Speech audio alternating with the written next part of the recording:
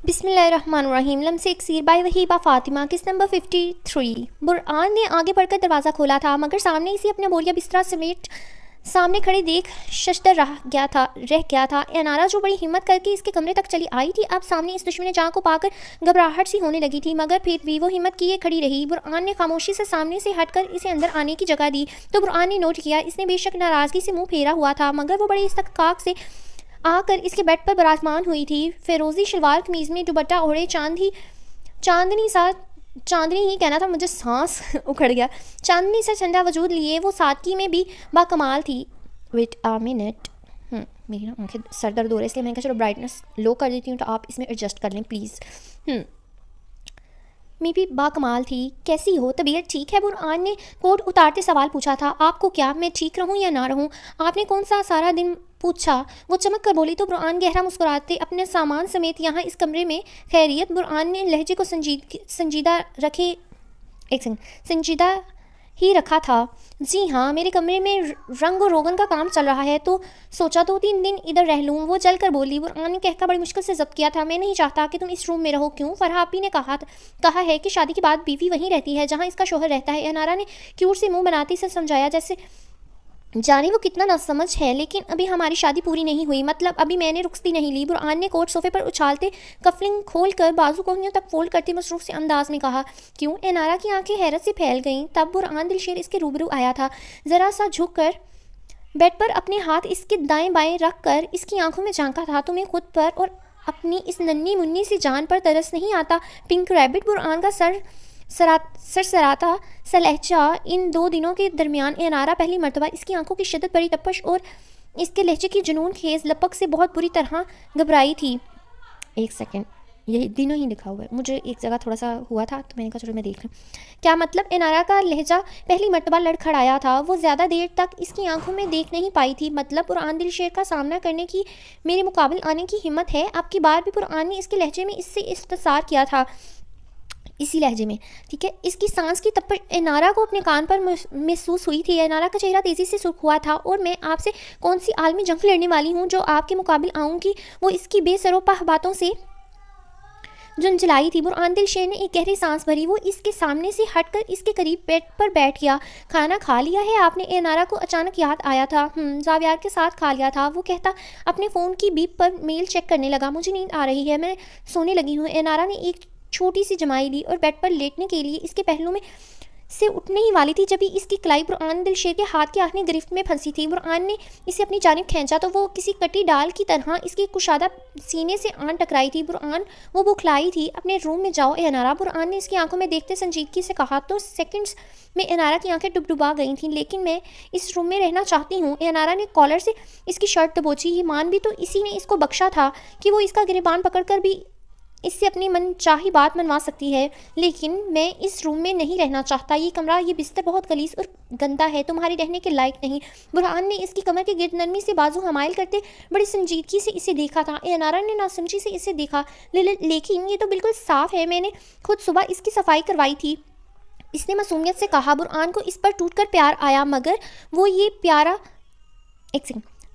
प्यार अभी इस पर लुटा नहीं सकता था। हालांकि इसका रोम रोम इस मासूम की कुर्बत के लिए तड़प रहा था, मगर अंदर का खालीपन और वहशत इसे किसी तौर सुकून नहीं लेने दे रही थी। खुद से अजीब सी घिन महसूस हुई थी।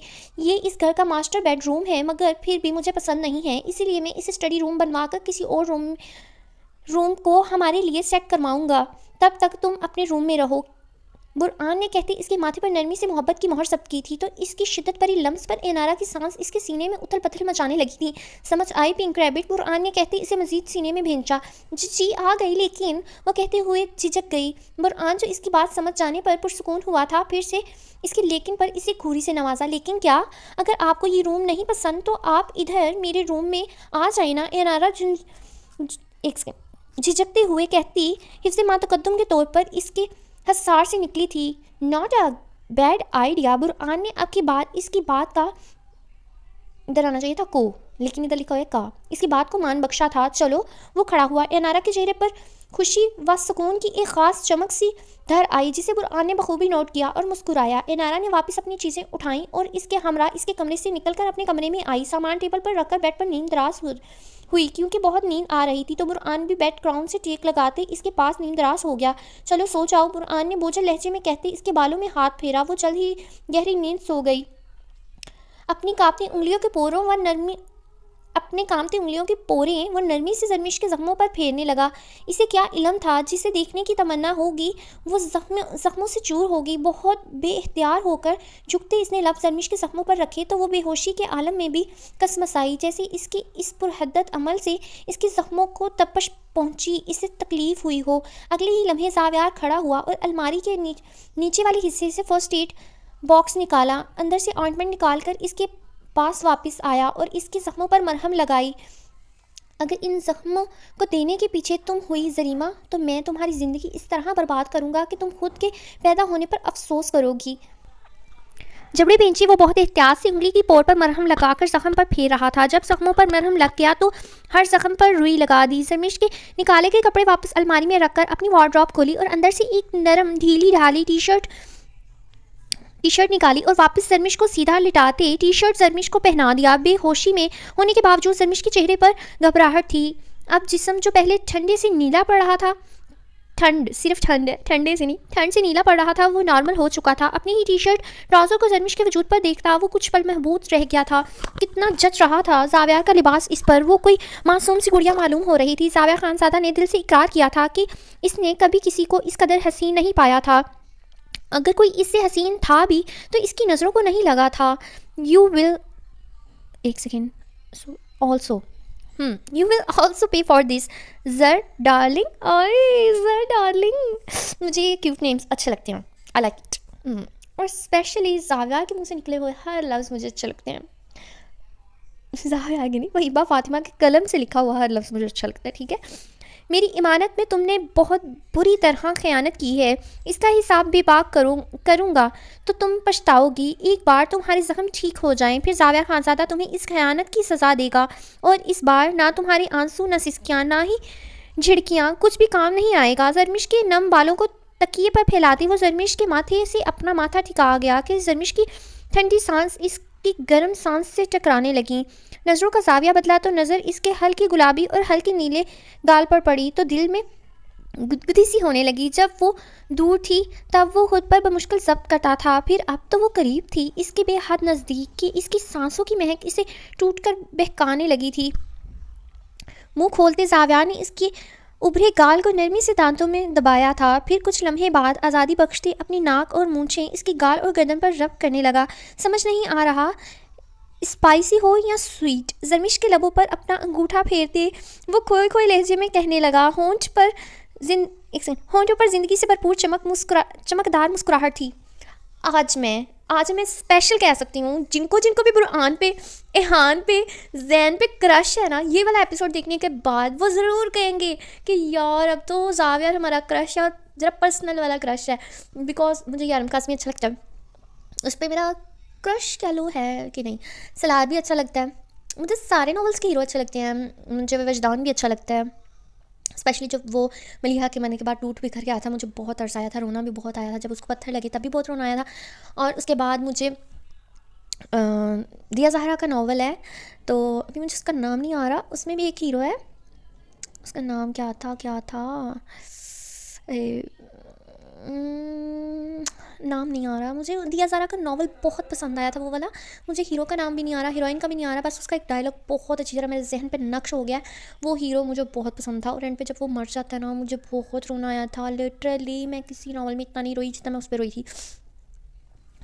और एक मलिहा के मरने पे भी मैं बहुत रोई थी। मलिहा के मरने से पहले ही जब उसने कहा था ना बाबा मैं मर जाऊँगी, तो उसके बाप ने कहा था हाँ तुम मर जाओ तो तुम्हें मैं कंधे पे उठा के दफनाऊँगा, तब मेरा दिल हिल गया था। और जब वो मरी तो फिर तो कह लो कि मुझे ऐसे लगा जैसे लिटरली किसी ने मेरी जान निकाल दी है। इतना मैं हर चीज़ को फील करती हूँ, मैं बहुत हसास हूँ शायद, तो मुझे तब बहुत दुख हुआ था। मुझे ऐसे सारे हीरोज़ पे हल्का हल्का क्रश है, लेकिन ज़ाविया लिटरली ऐसा बंदा है कि ये ड्रीम बॉय हो जाएगा हर किसी का आज के बाद। इस एपिसोड के बाद मेरा तो ड्रीम बॉय बन गया। ठीक है, चलें आगे देखते हैं। ठीक है। होंठ पर ज़िंदगी से भरपूर चमकदार मुस्कुराहट थी। अभी वो मज़ीद कोई गुस्ताखी करता जब दरवाजे पर दस्तक हुई। लम्हों में फंसू टूटा तो वो होश की दुनिया में वापस लौटा और जरमिश से दूर हुआ। जरमिश के वजूद पर कंफर्टर दुरुस्त करते दरवाज़ा खोला तो सामने ही महमल खड़ी थी। दरवाज़ा खोलते ही वो एक तरफ से होती अंदर आ गई और बेड पर चढ़ती जरमिश के पास जाने लगी। क्या मॉम सो रही हैं डैड? इसने उदासी से पूछा। नहीं, आपकी मॉम बीमार है प्रिंसेस। महमल के पास बैठते इसने एक नज़र जरमिश को देखा, फिर जेब से अपना फ़ोन निकालते इस पर लगा पानी झटका। हाँ, फ़ोन निकालते इस पर लगा पानी झटका। शायद बारिश की वजह से गीला हुआ था। मोबाइल अनलॉक करते डॉक्टर शाइस्ता का नंबर डायल किया। डॉक्टर शाइस्ता इनकी फैमिली डॉक्टर थी। मॉम को क्या हुआ है? महमल नरमी से जरमिश को मुंह छूने लगी। जावियार ने एक मुस्कुराती नज़र अपनी बेटी पर डाली, फिर संजीदगी से गोया हुआ। बारिश में भीगी थी ना, इसलिए सर्दी लग गई, इसीलिए बारिश में भीगने के लिए आपको भी मना करता हूँ। फ़ोन कान से लगाते कहा। चंद लम्हे बाद कॉल उठा ली गई। अस्सलामुअलैकुम डॉक्टर शाइस्ता, एक इमरजेंसी है, मैं गाड़ी भेज रहा हूँ, आप आ जाएं। जावियार ने महमल को खामोश रहने का इशारा करते संजीदगी से कहा। जी जी, बस खैरियत ही है, मेरी बीवी की तबीयत ख़राब है, आप आ जाएं। चंद कलमात और अदा करते जावियार ने फ़ोन रख दिया। डैड, मॉम की पलकें कितनी बड़ी बड़ी हैं, सेम टू सेम मेरे जैसी। महमल जो कब से जरमिश के करीब बैठी थी एकदम चमक कर बोली। अस्सलामुअलैकुम पेज रिपीट चमक कर बोली। हाँ तो आपकी मॉम है ना, तो सेम सेम तो होना ही है। ड्राइवर को मैसेज करती वो जरमिश की दूसरी तरफ बैठ गया। डैड, मेरा भाई कब आएगा? बहुत राजदाराना अंदाज में सवाल पूछा गया था कि एक पल को जावियार चौंका, फिर गहरा मुस्कुराते अपने करीब आने लिखा हुआ है करीब फिर गहरा मुस्कुराते अपने करीब लेटी नाजुक जान को देखा। उफ, किस कदर हसीन तसव्वुर था जिसमें वो नाजुक जान इसकी औलाद को अपनी कोख में रखे इसके पहलू में बैठी थी। तसव्वुर इस कदर हसीन था तो इसकी हकीकत कितनी हसीन होती। जैसे ही आपकी मॉम ठीक होंगी हम आपका बेबी ब्रादर लाएंगे। ज़्यादा नहीं मैंने लटका दिया ब्रादर वैसे ब्रादर जो है ना वो तुर्की कहते हैं ब्रादर। हाँ, ब्रदर लाएंगे। जावियार ने नरमी से जरमिश के बालों को सहलाते दूसरे हाथ से महमल की छोटा सा हाथ चूमा। सच्ची? महमल एकदम चीखी, जिस पर जावियार ने इसे खामोश रहने का इशारा किया। कुछ पल और इसी तरह जरमिश के जरमिश नहीं महमल कुछ पल और इसी तरह महमल के ऊट पटांग सवाल सुनते गुजरे और फिर डॉक्टर शाइस्ता आ गई। जावियार ने केयर टेकर के साथ महमल को इसके रूम में भेज दिया कि जरमिश का इलाज इसके सामने करना मुनासिब नहीं था। जावियार ने आगे बढ़ते जरमिश को एक बार फिर सहारे से उल्टा आना, मैंने लिटा करने लगी थी, ठीक है। एक बार फिर सहारे से उल्टा लिटा दिया था। आहिस्तगी से इसकी पहनी गई टी शर्ट को ऊपर किया कि जख्म नुमाया हो जाए। अल्लाह अकबर। डॉक्टर शाइस्ता ने फ़ौरन लबों पर हाथ रखा और बेयकीनी से जावियार को देखने लगी। जैसे आप समझ रही हैं वैसा कुछ भी नहीं है, ये सब जरमिश की सौतेली माँ के जुल्म का नतीजा है। डॉक्टर शुरू से मैं शाइस्ता सही बोलती आ रही, शाइस्ता मुंह में आई जा रहा है, पता नहीं कौन सी शाइस्ता है जो मेरे मुंह में आ गया, ठीक है।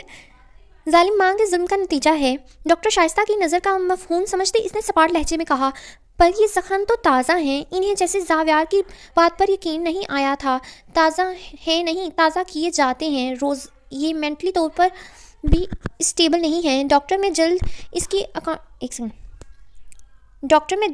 इसकी काउंसलिंग पर भी तवज्जो दूंगा, आप चेकअप करें प्लीज़। डॉक्टर शाइस्ता की फजूल सवालों से उतार कर वो बेजारगी से बोला तो डॉक्टर शाइस्ता करीब से जरमिश के ज़ख्मों का जायज़ा लेने लगी। फिर 5 मिनट बाद गहरी सांस लेती पीछे हुई। वाकई इस लड़की के साथ कोई मेंटल इशू है। इन्होंने जावियार से संजीदगी से पूछा तो वो सोच में पड़ गया। शायद आपको नहीं मालूम हो पर ये जख्म वाकई पुराने हैं, लेकिन नाखून से खुरच कर ताज़ा किए गए हैं या बार बार किए जाते हैं। जख्म बहुत बिगाड़ लिया है अपनी कम अकली से। खाल बुरी तरह मुतासिर है। वो जरमिश की कैफियत बताते कुछ नोट पैड पर लिख रही थी और जावियार बगौर इन्हें सुन रहा था। इसे शायद केयर की ज़रूरत है। I think she is mentally ill, वरना ये हरकतें कोई नॉर्मल शख्स नहीं करता। मैं मेडिसिन और ट्यूब दोनों लिख कर दे रही हूँ।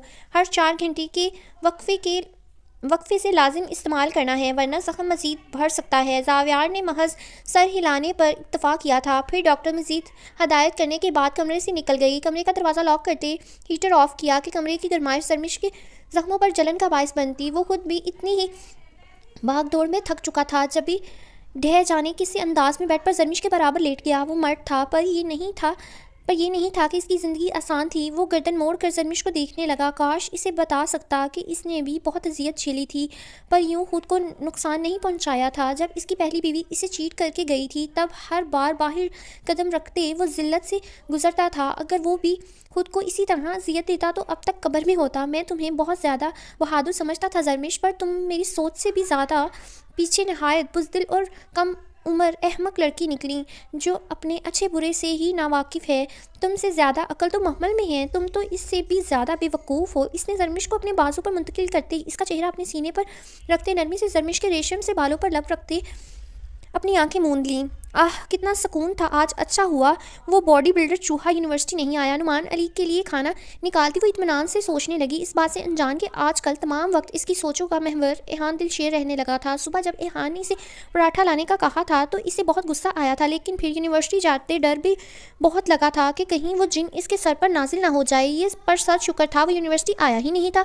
पूरा दिन बहुत खुशगवार गुजरा। शाम तक ये डर लाहक रहा कि वो कहीं घर पर वारद ना हो जाए, पर अब जब रात हो चुकी थी, नुमान अली घर पर मौजूद था तो वो बेफिक्र थी। क्या हुआ, किन सोचों में गुम हो मेरी बच्ची? नुमान अली ने खाना ख़त्म करते रीम के आगे चुटकी बजाई तो वो चौंकी। बाबा, क्या आपके छोटे मालिक अकेले रहते हैं? कोई फैमिली नहीं है इनकी? इसने आम से लहजे में सवाल किया तो नुमान अली ने गहरी सांस दी। इनकी फैमिली में एक बड़ा भाई है जो अपने बिजनेस में दिन रात मसरूफ़ रहते हैं, इतने मसरूफ़ कि इनके लिए अपने भाई तक के लिए वक्त नहीं होता। समेरो एक की ज़रूरत इतनी ज़्यादा। समेरो से यही है।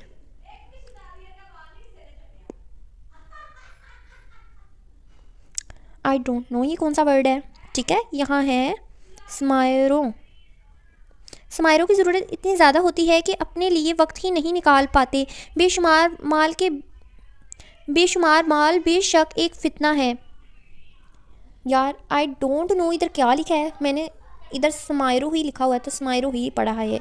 ठीक है, एक फ़ितना है। नुमान अली ने तासुफ से सोचा, वाकई फ़ितना है। जब तो इंसान खुद को हर किसी का हाकिम समझने लगता है, जैसे कि आपके छोटी मालिक। बर्तन समेटती इसने छोटी सी नाक चढ़ाकर मुंह बनाते कहा तो नुमान अली ने कहका लगाया, लगता है छोटी मालिक से ख़ास दुश्मनी है मेरी गुड़िया की, लेकिन ये बात तुम फिर भी फरामोश नहीं कर सकती कि इनके बड़े एहसान हैं हम पर। नुमान अली ने जताना ज़रूरी समझा। पर नहीं हम माने मैंने किया, मैंने कहा शायद उसने हंकारा भरा है। ठीक है, हम पर नहीं आप पर। रीम ने लापरवाही से तस्दीक की और बर्तन समेट कर ले गई। नुमान मुस्कुराता चारपाई पर नींदराज हो गया। एहसान मेरी जूती से जब बड़ी हो जाएगी एहसान मेरी जूती लेती है, जब बड़ी हो जाऊंगी एक एक एहसान का बदला मुंह पर मारूंगी। तनफन करती वो कमरे में आई थी और झटके से दरवाज़ा बंद करती ज़ोर से बड़बड़ाती, छोटी मालिक शक्ल है इस मोटे चूहे की मालिक बनने की। एक बार कामयाब हो जाऊं तो ऐसी पावरफुल बिल्ली एक ताबत होंगी साबित आना, इधर ताबत लिखा हुआ है। ठीक है, एक ऐसी पावरफुल बिल्ली साबित होंगी कि चबा जाऊंगी अब्बा के छोटे मालिक को। बालों को जूड़े से आज़ाद करते वो बेवजह ही भड़क रही थी। जब अचानक कुछ गैर मामूली एहसास हुआ, फ़ौरन पलट कर देखा तो चारपाई के वस्त में एहान टांग पर टांग जमाए विराजमान संजीदगी से इसे ही देख रहा था। जब एहान को देखते ही ज़ोरदार चीख मुँह से बरामद हुई, जबकि इसकी इस शदीद रद्द अमल पर मुकाबिल के इत्मीनान में रत्ती बराबर भी फ़र्क नहीं आया था। वो अब तक सकते में ही थी कि अचानक कमरे का दरवाज़ा बजा। रीम बेटी, क्या हुआ है? दरवाज़ा खोलो। बाहर से नुमान अली की आवाज़ आई तो अगले ही लम्हे रीम के हाथ पैर फूल गए। रीम नुमान अली ने दोबारा दरवाजे पर दस्तक दी। कुछ नहीं बाबा, चूहा था बॉडी बिल्डर्स जैसा, इसलिए डर गई। इसने दिलो जान से कांपते हाथ मुंह पर रखते झूठ कहा। एहान महजूज कुन नज़रों से इसे घूर रहा था। ठीक है, दरवाज़ा खोलो, मैं भगा देता हूँ चूहे को। नुमान अली ने फिक्रमंदी से कहा। नहीं बाबा, आप आराम करें, मैं खुद भगा दूंगी इस चूहे को। आंखें मीचती इसने बेबसी से कहा, अच्छा ठीक है। एक तो ये तुम्हारे कमरे में चूहों का बहुत गुजर होने लगा है, पता नहीं इतने मोटे चूहे कहाँ से आते हैं। सो जाओ, आराम करो, कल इसके आने का रास्ता तलाश करूँगा ताकि मुस्तकिल तौर पर बंद कर दो। नुमान अली की आवाज़ दूर होती जा रही थी। रीम ने अपने आबशार की तरह बिखरे बालों को मुट्ठी में कसकर दबोचा और गुस्से से एहान को घूरने लगी। रगो पैर में एक खौफ की लहर दौड़ने लगी। रात की इस वक्त इसके कमरे में मौजूदगी इसे खौफ, तैश व इश्तिहाल से पागल कर गई। वैसे तुम्हारी ज़ुबान को तगमा इम्तियाज़ से नवाजने का दिल करता है, कितनी अच्छी चलती है ये। शायद सीजर्स भी शर्मिंदा हो जाएं इसके आगे। इसने सुकून से चारपाई से खड़े होते रीम को शर्मिंदा करना चाहा। आपकी हिम्मत कैसे हुई इस वक्त यहाँ आने की? यहाँ क्यों आए हैं आप? मेरे अब्बा घर पर हैं, खुदा के लिए जाएं यहाँ से। वो गुस्से और घबराहट के मिले जुले तासरात लिए बेबसी से बोल रही थी, जबकि इहान इसे दिलचस्पी से देख रहा था। अगर ये जंगली बिल्ली इतनी हसीन होगी तो मैं खुशी खुशी इसका खाना बनने का कहानी इधर कौन है इन्होंने कहा ही लिखा है बनने को तैयार हूँ। रीम के मुकाबिल आते इसने अचानक अपनी टोन बदली तो रीम की आंखें हैरत से फैल गईं। इसके हैरान होने पर इहान गहरा मुस्कुराया। वैसे मैं सोच रहा था लगे हाथों रुमान अली से भी एक मुलाकात कर लूँ। रीम के करीब से गुजरते वो इसके पल में सफ़ेद पड़ता चेहरा देख दरवाजे की तरफ बढ़ा तो रीम बरक रफ्तारी से इसके सामने आई। पागल हो गई हैं आप? इतने ही ना समझ हैं या जानबूझकर कर रहे हैं? एक बाप के घर में इसके जवान बेटी के कमरे से किसी नामहरम के बरामद होने का क्या मतलब होता है? आप नहीं जानते क्या? जाएं यहाँ से। आखिर किस किस जन्म का बदला ले रहे हैं आप मुझसे? वो आजिज़ हुई थी, घबराहट से हथेलियाँ पसीने से भीगने लगी थीं। अपनी बेबसी पर लहजा और आंखें दोनों बर्रा सी गई थीं। बदला दे रहा हूँ ही कहते इहान ने चारपाई की तरफ इशारा किया जहाँ के एफसी के फास्ट फूड के पेपर बैग्स रखे थे। वो एहतियातन बेतहाशा मध्यम आवाज़ में गुफ्तगू कर रहा था। ये क्या है? रीम ने हैरत से फैली आंखों से पूछा।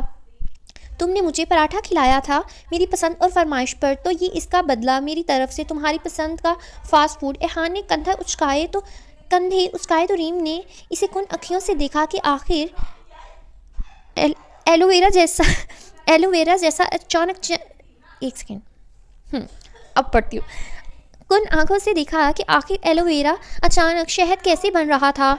यहाँ से जाएं प्लीज़। आपको अल्लाह का वास्ता क्यों मेरी इज़्ज़त की दुश्मन बन बैठे हैं? मेरी इज़्ज़त बर्बाद हो जाएगी। वो अब के बार रूहानी लहजे में बोली तो इहान खामोशी से इसे देखने लगा।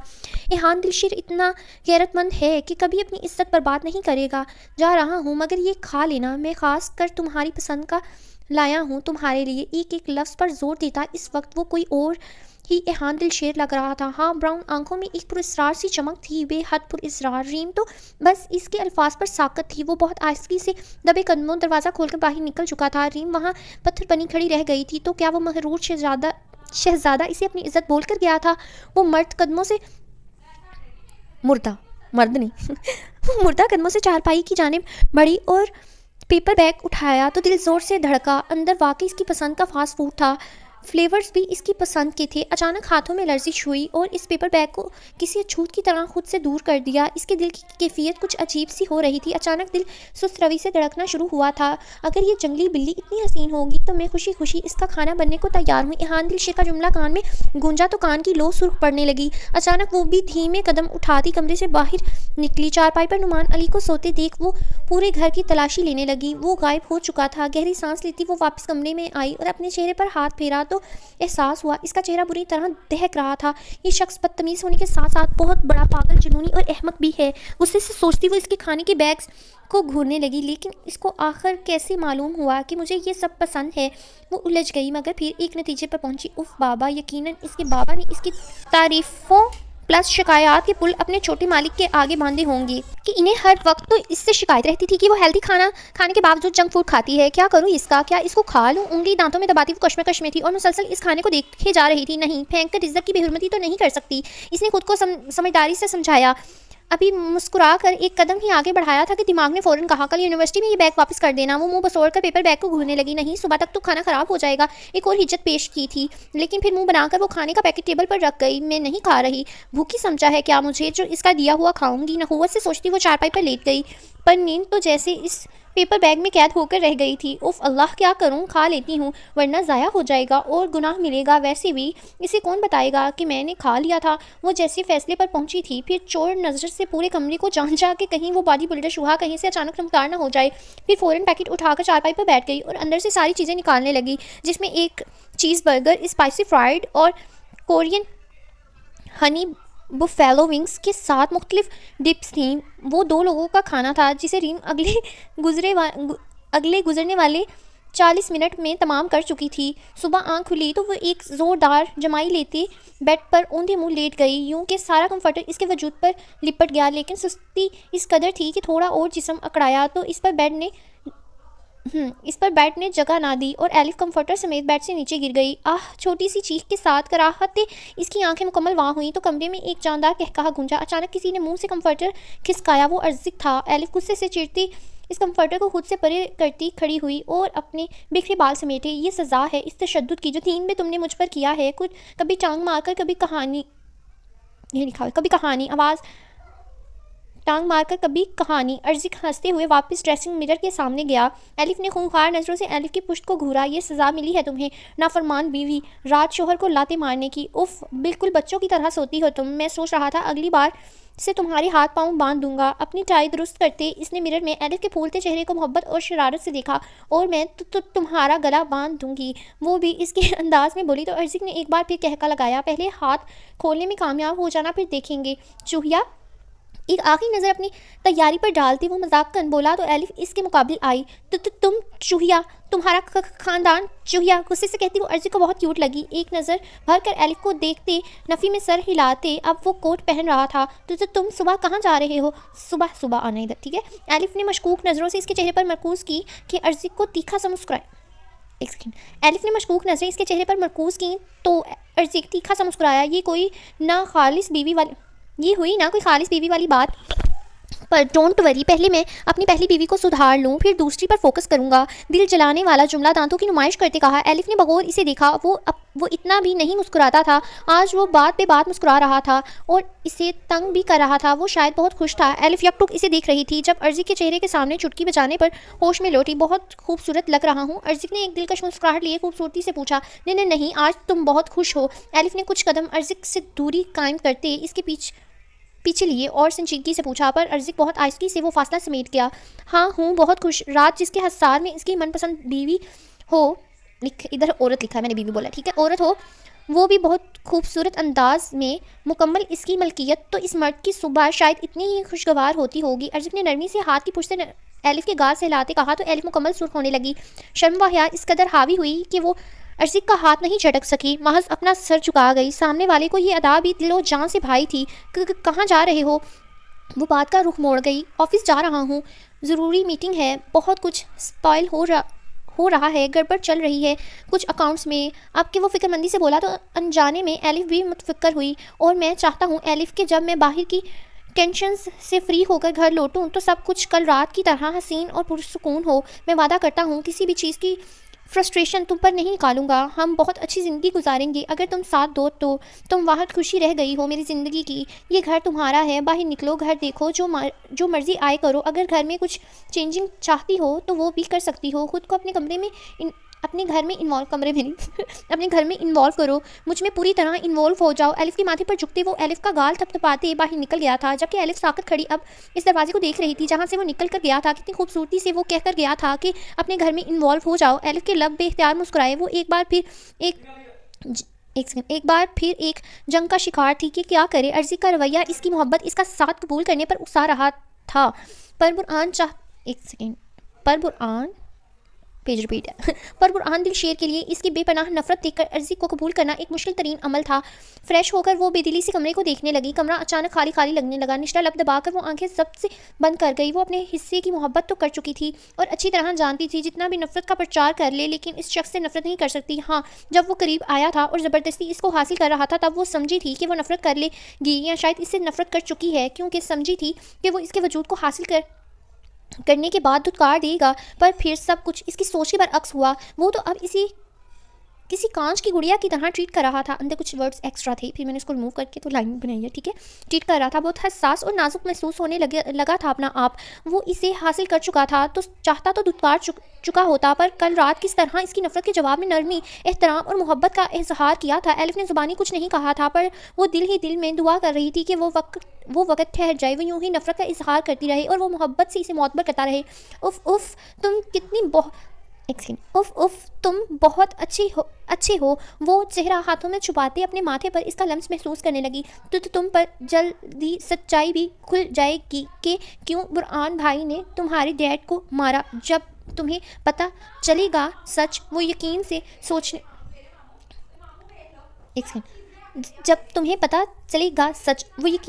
सोचने लगी। फिर कपड़े लेती कमरे से मुंसलिक बात में चली गई। कमरे से बाहर आई तो यही है। कमरे से बाहर आई तो मुलाजमीन इसके आगे पीछे घूमने लगे। एलिफ बमुश्किल अपनी खुशी चेहरे से दबाने लगी। वो घर बहुत बड़ा था जो सुबह अर्जिक इसका कहकर गया था। हर चीज़ इसके आला ज़ौक़ की मिसाल थी, बेइंतहा हसीन। वो रश्क भरी नज़रों से अपनी किस्मत को सोचने लगी कि ये घर भी इसका और इसका मालिक भी इसका। बस एक ख्वाहिश थी जो अर्जिक इसके रिश्ते में बड़ी दरार अर्जिक और इसके रिश्ते में बड़ी दरार साबित हो रही थी। बुरहान दिलशेर से दुश्मनी। 4 घंटे घर घूमते खाना बनाने में गुजरे थे। मुलाजमा से लिखा हुआ है। मुलाजमा से इसे मालूम हुआ कि अर्जिक का फ़ोन आया था। वो ज़रूरी डॉक्यूमेंट्स लेने के लिए घर आ रहा था। तो तुम्हें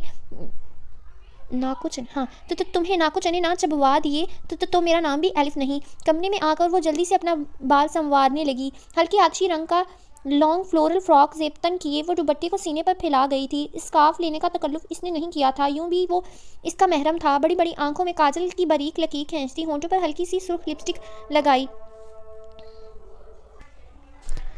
जब तक तुम बुरहान भाई को कबूल नहीं करते तब तक मैं तुमसे राज़ी नहीं होंगी। अज़म करते एक तिरछी नज़र अपने सरापे पर डाली और कमरे से बाहर निकल आई। लाउंज में सोफे पर बैठकर वो अर्ज़ का इंतजार करने लगी। बार बार नज़र उठकर दाखिली दरवाजे की तरफ जा रही थी। अभी नज़र झुकाई ही थी कि अचानक अपने अकब से भारी मर्दाना आवाज़ सुनाई दी। तुम अर्ज़ की बीवी हो? इस आवाज़ पर एलिफ ने जो ही सर उठाया रंग एकदम उड़ गया। वो कोई और नहीं अर्ज़ खानज़ादा का चचा परवेज़ खानज़ादा था। वो कैसे भूल सकती थी इस शख्स को? बेख्तियार खड़े होते वो चंद कदम पीछे हुई। तो तुम कहीं देखी लग रही हो। इसने भी तुम 2 दफ़ा नहीं, एक दफ़ा अर्जिक ने एलिफ ने तुम कहा है और जो दूसरी दफ़ा तुम में वो है उसका परवेज़ खानज़ादा का। ठीक है, एलिफ ने कहा है तुम और आगे से उसने कहा है तुम कहीं देखी लग रही हो मुझे। वो एक कदम इसकी जानिब बढ़ता बहुत गौर से इस लड़की को देख रहा था। न जाने इसे कब और कहाँ देखा था, पर गुमान हो रहा था कि इस लड़की को खुद बखूबी जानता है। एलिफ की आंखें अब नफरत और खौफ से सुर्ख पड़ने लगी थी। मुकाबिल भी गौर से इस लड़की के बदलते तासुरात देखते मामला समझने की जुस्तजू में था। जब भी हॉल में अर्जिक भी दाखिल हुआ, पहली नज़र एलिफ पर पड़ी तो खुशगवार हैरत हुई। वो सजी हुई हल्के हल्के मेकअप में नज़रों को हैरा करती बेतहाशा हसीन लग रही थी। बमुश्किल इसके हुस्न से ध्यान हटा तो महसूस हुआ वो शदीद घबराहट में है। फिर एलिफ से नज़र हटी, परवेज़ खानज़ादा पर गई तो एकदम नरम मुस्कुराहट होंठों पर नमूदार हुई। अस्सलाम वालेकुम चचा। अर्जिक ने बुलंद आवाज़ में सलाम किया तो अब के वो दोनों अर्जी की जानिब मुतवज्जा हुए। वो खुद भी एलिफ के करीब जा खड़ा हुआ, यूं कि चचा और एलिफ के दरमियान वो खड़ा था। फिर ये तुम्हारी बीवी है, तुमने तारुफ नहीं करवाया। इसने संजीदगी से शिकवा किया। ये तुम्हारी बीवी है, तुमने तारुफ नहीं करवाया। इसने संजीदगी से शिकवा किया गया। इससे होना चाहिए था, इससे संजीदगी से शिकवा किया गया। मैं करवाने वाला था चच्चू।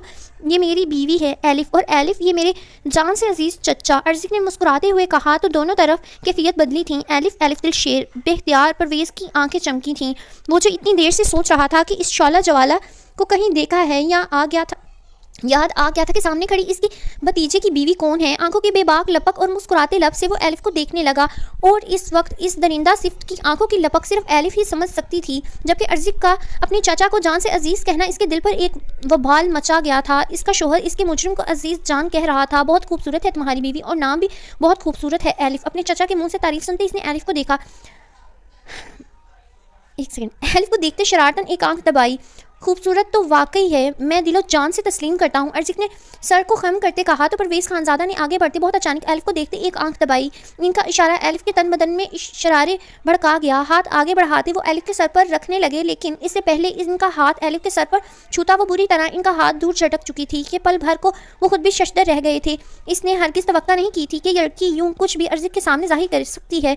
खौफ लाहक हुआ कि कहीं इसका गलीज़ राज फाश ना हो जाए। ये क्या बदतमीज़ी है? एलिफ माथे पर बल डाले अर्जिक ने गुस्से से पूछा। एलिफ से अपने लिए बदतमीज़ी वो एक्सेप्ट कर सकता था, पर अपने बड़ों के लिए नहीं। ये दरिंदा है। वो शदीद नफरत से गोया हुई तो अर्जिक को अपने कानों पर यकीन ना हुआ।